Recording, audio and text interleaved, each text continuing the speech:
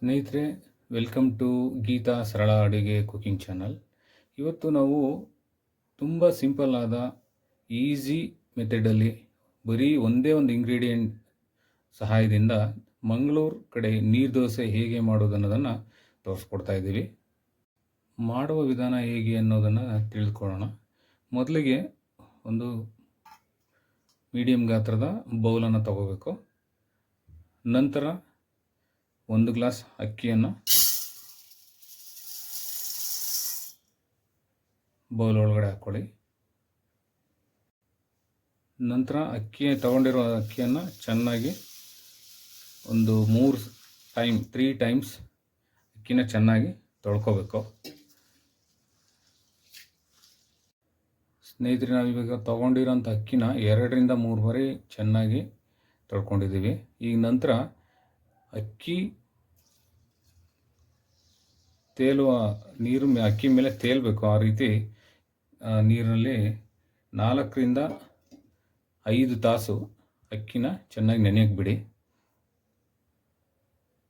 4ರಿಂದ 5 ತಾಸು ಒಂದು ಮುಚ್ಚಳನ ಮುಚ್ಚಿಬಿಟ್ಟು ಅದನ್ನು ನೆನೆಯೋದಕ್ಕೆ ಬಿಟ್ಬಿಡಿ. ನೋಡಿ, ಇವಾಗ 4ರಿಂದ 5 ತಾಸು ನೀರಲ್ಲಿ ನೆನೆಸಿರೋ ಅಕ್ಕಿ. ಬನ್ನಿ, ಇವಾಗ ನೆನೆಸಿರೋ ಅಕ್ಕಿನ ಒಂದು ಮಿಕ್ಸಿ ಜಾರ್ಗೆ ಹಾಕ್ಕೊಂಡು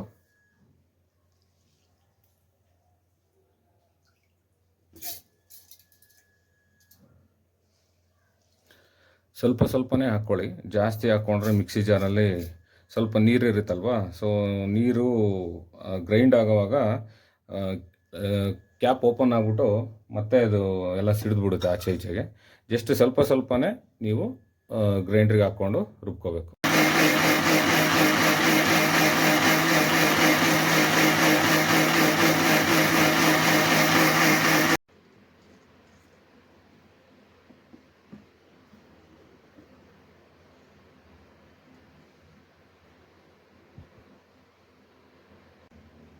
ಬನ್ನಿ, ಇವಾಗ ರುಬ್ಕೊಂಡಿರೋ ಅಕ್ಕಿ ಹಿಟ್ಟನ್ನು ಒಂದು ಬೌಲ್ಗೆ ಹಾಕೋಣ.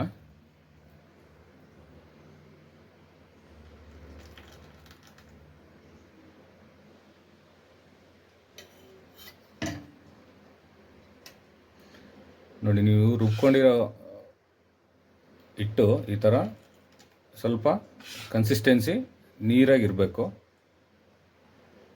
ಲಾಸ್ಟಲ್ಲಿ ನಿಮಗೆ ಅದು ಗಟ್ಟಿ ಅನಿಸಿದ್ರೆ ಸ್ವಲ್ಪ ನೀರು ಕೂಡ ಹಾಕ್ಕೋಬೋದು ನಮಗೆ. ಬನ್ನಿ, ಇವಾಗ ಈ ಕನ್ಸಿಸ್ಟೆನ್ಸಿ ಹೆಂಗಿದೆ ಅನ್ನೋದನ್ನು ನೋಡೋಣ. ನೋಡಿ, ಸ್ವಲ್ಪ ಗಟ್ಟಿ ಇದೆ. ಇದಕ್ಕೆ ಸ್ವಲ್ಪ ನೀರು ಆ್ಯಡ್ ಮಾಡ್ಕೊಳ್ಳೋಣ.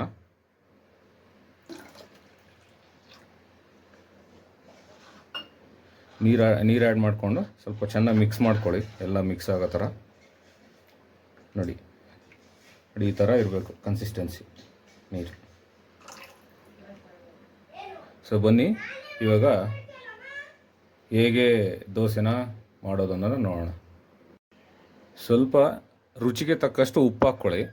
ನೀವು ಎಷ್ಟು ಪ್ರಮಾಣದಲ್ಲಿ ಹಿಟ್ಟನ್ನು ರುಬ್ಕೊಂಡಿರ್ತೀರೋ ಆ ಪ್ರಮಾಣಕ್ಕೆ ಎಷ್ಟು ರುಚಿಗೆ ಬೇಕೋ ಅಷ್ಟು ಉಪ್ಪನ್ನ ಆ್ಯಡ್ ಮಾಡಿಕೊಂಡು ಚೆನ್ನಾಗಿ ಮಿಕ್ಸ್ ಮಾಡ್ಕೊಳ್ಳಿ ನೀಟಾಗಿ. ಬನ್ನಿ, ಇವಾಗ ಸ್ಟವ್ನ ಆನ್ ಮಾಡ್ಕೊಳ್ಳೋಣ.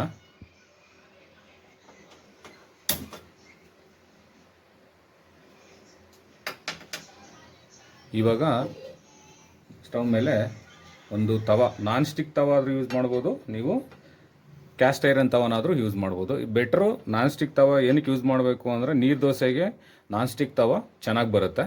ಸೊ ನೀವು ನಿಮ್ಮ ಮನೇಲಿ ಯಾವುದು ತವ ಇರುತ್ತೆ ಅದನ್ನು ಮಾತ್ರ ಯೂಸ್ ಮಾಡ್ಕೊಳ್ಳಿ. ಇದೇ ಬೇಕು ಅದೇ ಬೇಕು ಅಂತ ಏನಿಲ್ಲ. ಬನ್ನಿ ಸ್ನೇಹಿತರೆ, ಇವಾಗ ತವ ಕಾದಿದೆ ನೋಡಿ. ಇವಾಗ ಇದ್ರ ಮೇಲೆ ಸ್ವಲ್ಪ ಎಣ್ಣೆ ಹಚ್ಕೋಬೇಕು. ಎಣ್ಣೆ ಏನಕ್ಕೆ ಹಚ್ಕೋಬೇಕು ಅಂದರೆ ನೀಟಾಗಿ ದೋಸೆ ಅಂಟ್ಕೊಳ್ಳಲ್ಲ ಹಂಚಿಗೆ. ಸೊ ಆ ರೀಸನ್ಗೆ ಲೈಟಾಗಿ ಎಣ್ಣೆ ಹಚ್ಕೊಳ್ಳಿ. ಇದಕ್ಕೆ ನೀವು ಮಸಾಲೆ ದೋಸೆ ಥರ ತುಂಬ ಎಣ್ಣೆ ಯೂಸ್ ಮಾಡಬೇಕಾಗಿಲ್ಲ. ಆಯಿಲ್ ಫುಡ್ಡು ಅವಾಯ್ಡ್ ಮಾಡೋರು ಈ ದೋಸೆನ ಆರಾಮಾಗಿ ಮಾಡ್ಕೋಬೋದು. ಸೊ ಇವಾಗ ಹಂಚು ಕಾದಿದೆ. ನೀವು ಹೇಗೆ ನಾನು ದೋಸೆನ ಹಾಕೋದು ಅನ್ನೋದನ್ನ ತೋರಿಸ್ಕೊಡ್ತೀನಿ ನಿಮಗೆ.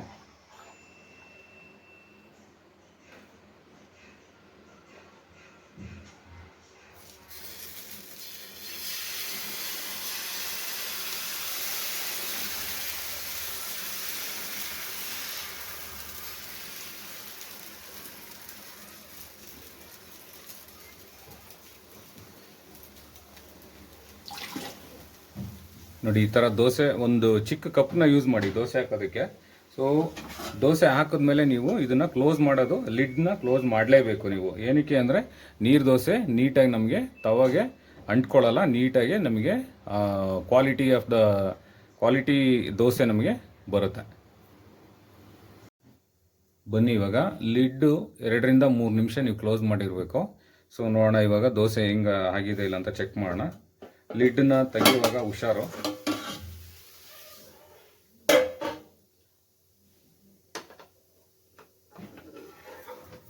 ನೋಡಿ ದೋಸೆ ಎಷ್ಟು ಚೆನ್ನಾಗಿ ಗರಿಯಾಗಿ ಏನು ಅಂಟ್ಕೊಂಡಿಲ್ಲ, ಎಷ್ಟು ನೀಟಾಗಿ ಬಂದಿದೆ ದೋಸೆ. ಸೊ ಇದನ್ನು ಮತ್ತೆ ಉಲ್ಟಾ ತಿರುಗಿಸಿ ಮತ್ತೆ ಒಂದು ಸರಿ ಹಾಕ್ಕೊಳ್ಳಿ. ಕೆಳಗಡೆ ಸ್ವಲ್ಪ ಹಸಿ ಏನಾದರೂ ಇತ್ತು ಅಂತ ಹೇಳಿದ್ರೆ ಮೇಲ್ಗಡೆದು ಮತ್ತೆ ಇನ್ನೊಂದು ಸರಿ ತಿರುಗಿಸಿ ಹಾಕಿದಾಗ ನಿಮಗೆ ಅದು ಹಸಿದು ಏನೂ ಇರಲ್ಲ, ನೀಟಾಗೆ ನಮಗೆ ಬೆಂದಿರುತ್ತೆ.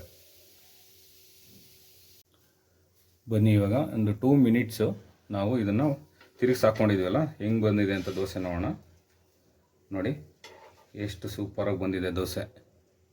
ಸೊ ನೀವು ಇದನ್ನು ವಯಸ್ಸಾಗಿರೋರಿಗೆ, ಮಕ್ಕಳಿಗೆ ಇನ್ಸ್ಟೆಂಟಾಗೆ ನೀವು ಮಾಡಿಕೊಡ್ಬೋದು. ಅಂದರೆ ರಾತ್ರಿ ನೀವೇನಾದರೂ ಅಕ್ಕಿ ನೆನೆಸಿದ್ರೆ ನಿಮಗೆ ಬೆಳಿಗ್ಗೆ ಎದ್ದ ತಕ್ಷಣ ಬ್ರೇಕ್ಫಾಸ್ಟಿಗೆ, ಮಕ್ಕಳು ಲಂಚ್ ಬಾಕ್ಸಿಗೆ ತುಂಬ ಚೆನ್ನಾಗಿರುತ್ತೆ.